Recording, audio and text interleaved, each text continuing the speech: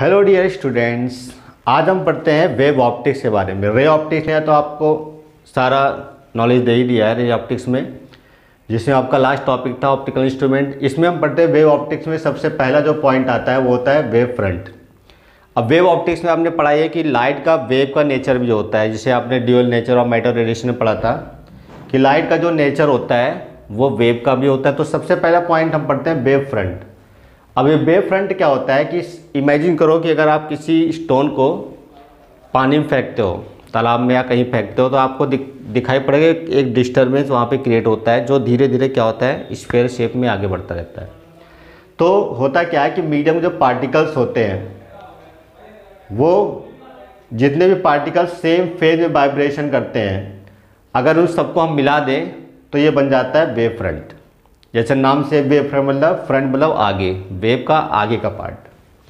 तो ये जो होता है वेव फ्रंट क्या होता है कि the wave front at any instant is defined as the locus of all particles. जितने पार्टिकल्स होते हैं उनका लोकस यानी पाथ जो होता है चलने का, of the medium which are in the same phase of vibration, जो वाइब्रेशन की सेम फेज में रहते हैं, इसे हम कहते हैं wave front. Types of wave front क्या होता है? 3 टाइप्स के होते हैं, spherical wave front, cylindrical wave front and plane.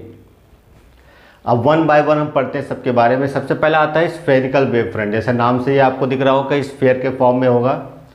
इसमें क्या होता है कि एक लाइट सोर्स जो होता है एक पॉइंट सोर्स होना चाहिए। जैसे कोई लाइट छोटा सा बल्ब है, इमेजिन करो कि वो हवा में रखा है, तो उससे चलने वाली लाइट्स क्या होती है सभी डायरेक्शन में चलती हैं। तो जो भी पार्टिकल्स मीडियम के सेम फेज में वाइब्रेशन करते होंगे, अगर उनको हम मिला दें तो स्फेरिकल वेव फ्रंट बनेगा। If the source of disturbance is a point source O, यहाँ पे देखिए एक सिंगल सोर्स है ओ जिससे लाइट निकलती है, then the wave front is spherical. तो वेव फ्रंट क्या बनता है? स्फेरिकल बनता है। The spherical surface passing through these particles. अब जो पार्टिकल्स हैं अगर हम स्फेरिकल सरफेस इस तरह से मिलाते हैं जो कि इक्वल डिस्टेंस होता है ओ से। इक्वल डिस्टेंस मतलब ये होता है कि लाइट की स्पीड जो होती है सी होती है और टी टाइम के बाद वो कितना डिस्टेंस कवर करे? सी क्रॉस टी।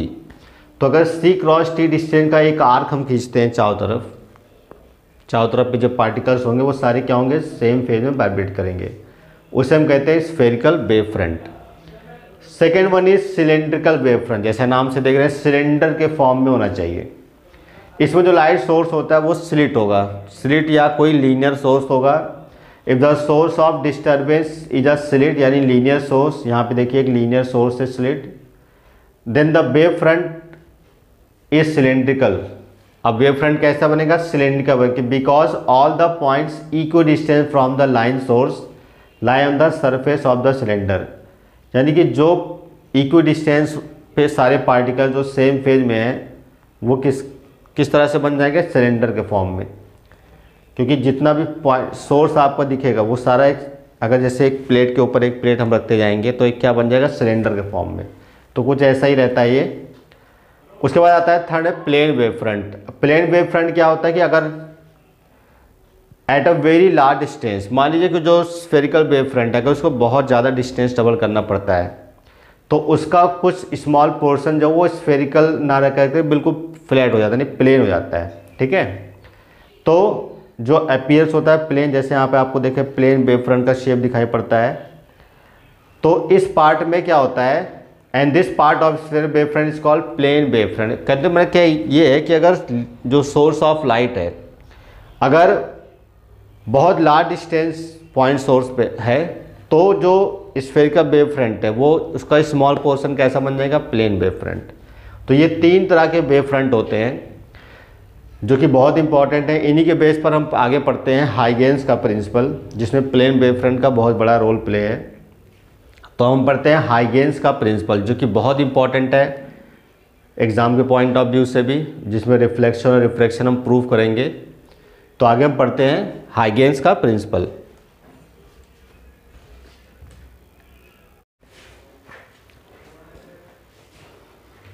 तो स्टूडेंट्स आपका जो नेक्स्ट टॉपिक है वो है हाइगेंस प्रिंसिपल। हाइगेंस प्रिंसिपल बहुत इंपॉर्टेंट टॉपिक है। इस पर सीबीएसई में कोई ना कोई क्वेश्चन जरूर आता है। इसके दो टॉपिक है इसके, एक तो रिफ्लेक्शन है और एक है refraction on the basis of wave theory. पहले तो हम पढ़ते हैं हाइगेंस प्रिंसिपल है क्या चीज़। यहाँ पे देखिए हाइगेंस प्रिंसिपल क्या होता है कि जो भी वेवलेट्स होते हैं, जो पहला वेव फ्रंट होता है उसमें जितने भी पार्टिकल जो सेम फेज में वाइब्रेट करते हैं उन्हें हम कहते हैं प्राइमरी वेवलेट्स। प्राइमरी वेवलेट्स जितने भी हम टेंजेंशियली मिलाते हैं सभी प्राइमरी वेवलेट्स को, तो ये प्राइमरी वेव फ्रंट बनता है। Each point on the given wave front, जिसको हम कहते हैं प्राइमरी वेव फ्रंट, जो आपको ग्रीन कलर में दिख रहा है ये है primary wave front. Act as a fresh source of new disturbance, ये क्या करता है कि नई सोर्स का काम करता है, यानी कि एक फ्रेश सोर्स का काम करता है डिस्टर्बेंस के लिए, जिसको हम कहते हैं सेकेंडरी वेवलेट्स। अब ये सेकेंडरी वेवलेट्स क्या करता है कि सी क्रॉस टी डिस्टेंस, अगर हम सी क्रॉस टी डिस्टेंस का एक आर्क खींचते हैं, मतलब एक सर्कल ड्रॉ करते हैं, तो इतनी डिस्टेंस पर एक सेकेंडरी वेवलेट्स क्रिएट करेगा। ये ऐसे ये यहाँ पे क्रिएट करेगा, यहाँ पे क्रिएट करेगा। तो जितने भी प्राइमरी वेवलेट्स होते हैं वो सेकेंडरी वेवलेट्स क्रिएट करते हैं, और वो वेवलेट्स क्या होते हैं which travels in the direction with the speed of light, ये लाइट की डायरेक्ट स्पीड से फॉरवर्ड डायरेक्शन में चलते रहते हैं। ठीक है, ये तो पहला रूल होता है, पहला हाइगेंस प्रिंसिपल है। दूसरा क्या है कि जितने भी सेकेंडरी वेवलेट्स हैं अगर इनको आप टेंजेंशियली मिलाते हैं तो ये जो वेव फ्रंट अब बनता है उसे कहते हैं सेकेंडरी वेव फ्रंट। यहाँ पे आपको रेड कलर का जो नज़र आ रहा है ये सेकेंडरी वेव फ्रंट है।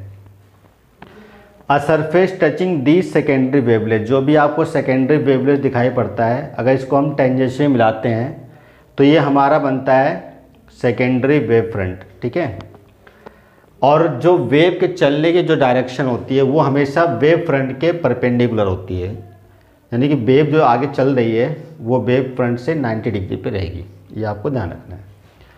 उसके बाद हम पढ़ते हैं reflection on the basis of wave theory, बहुत इंपॉर्टेंट टॉपिक है। इस पर सब सीबीएसई ने तो इसको समझ लो फिक्स कर रखा है, बिल्कुल ये क्वेश्चन आता ही है, या तो रिफ्लेक्शन ऑफ लाइट आता है या तो रिफ्रैक्शन ऑफ लाइट आता है। तो हम पहले देखते हैं कि हाइगेंस प्रिंसिपल जो होता है, हाइगेंस प्रिंसिपल के बेस पे हम लॉ ऑफ रिफ्लेक्शन को कैसे प्रूव करते हैं। यहाँ पे देखिए पहले हम डायग्राम समझते हैं। ए बी एक प्राइमरी वेव फ्रंट है जो इंसिडेंट होता है, ये मिरर है। अब आपको पता है कि हाइगेंस प्रिंसिपल अकॉर्डिंग कि जो प्राइमरी वेवलेट्स होते हैं वो नई सोर्स का काम करते हैं, तो हर एक वेवलेट्स एक सेकेंडरी वेवलेट्स को क्रिएट करता है। तो जो बी पॉइंट पर सेकेंडरी वेवलेट्स है वो सी क्रॉस टी डिस्टेंस के बाद यहाँ पे वेवलेट क्रिएट करता है, और जो यहाँ पर है वो ऑलमोस्ट मिरर से जो स्ट्राइक कर चुका होता है तो वो अपना सेकेंडरी वेवलेट रिफ्लेक्ट कर चुका होता है, तो बी डैश पे इसका आएगा। तो ये बी डैश और ए डैश पे जो वेवलेट्स है सिर्फ इस पर ही नहीं, जितने भी यहाँ पे आपको वेवलेट्स नज़र आएंगे उन सभी के सेकेंडरी वेवलेट्स इस लाइन पे नज़र आएंगे आपको। तो सभी सेकेंडरी वेवलेट्स को हम टेंजेंशियली मिलाते हैं तो ये आपका सेकेंडरी वेव फ्रंट बनेगा। तो बी डैश ए डैश ये आपका सेकेंडरी वेव फ्रंट है। यहाँ पे देखिए अगर हम यहाँ नॉर्मल ड्रॉ करते हैं तो ये एंगल ऑफ इंसिडेंस होगा आई, और यहाँ पे नॉर्मल ड्रॉ करें तो एंगल ऑफ रिफ्लेक्शन आर होता है। अब अगर ये एंगल आई है तो ये एंगल भी आई होता है, क्योंकि वो एक थ्योरम होती है मैथ की कि दो लाइंस के बीच में जो एंगल बनता है सेम एंगल बनता है उनकी परपेंडिकुलर लाइंस के बीच में, तो ये एंगल भी आई होगा। इसके परपेंडिकुलर ये लाइन है और इसके परपेंडिकुलर आपका मिरर है। ऐसे ही ये एंगल आर है तो ये एंगल भी आर होगा पूरा। अब इसको क्योंकि हमें एंगल आई और एंगल आर प्रूव करना है इक्वल, तो हमें CPCT यानी corresponding parts of congruent triangle के हिसाब चलते हैं। तो ट्रायंगल ABA डैश, देखिए ABA डैश और triangle AB dash A dash, इसमें देखिए BA डैश की जो डिस्टेंस है वो AB डैश के बराबर है, that is C cross T। Angle B equal to angle B dash 90 degree का है, ये दोनों एंगल 90 के हैं। A डैश कॉमन है तो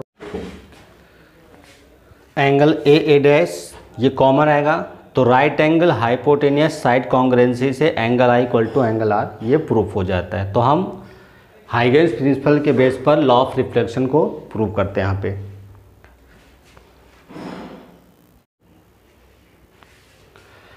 तो स्टूडेंट्स अब आप पढ़ते हैं refraction on the basis of wave theory. Huygens principle पे देखिए यहाँ पे क्या होता है, ये पहला मीडियम है एयर, दूसरा मीडियम है ग्लास। लाइट रेयर से डेंसर में जा रही है, तो ये इंसिडेंट वेव फ्रंट है ए बी। यहाँ पे जो प्राइमरी वेवलेट्स है बी का जो प्राइमरी वेवलेट्स ये ऑलमोस्ट एयर में रहेगा, तो इसके जो सेकेंडरी वेवलेट्स रहेगा वो यहाँ पे आएगा, जबकि जो ए पॉइंट पर प्राइमरी वेवलेट्स है उसकी स्पीड जैसे डेंसर मीडियम में जाता है इसकी स्लो हो जाती है, तो इसका secondary wavelets C dash cross T distance को कवर करता है।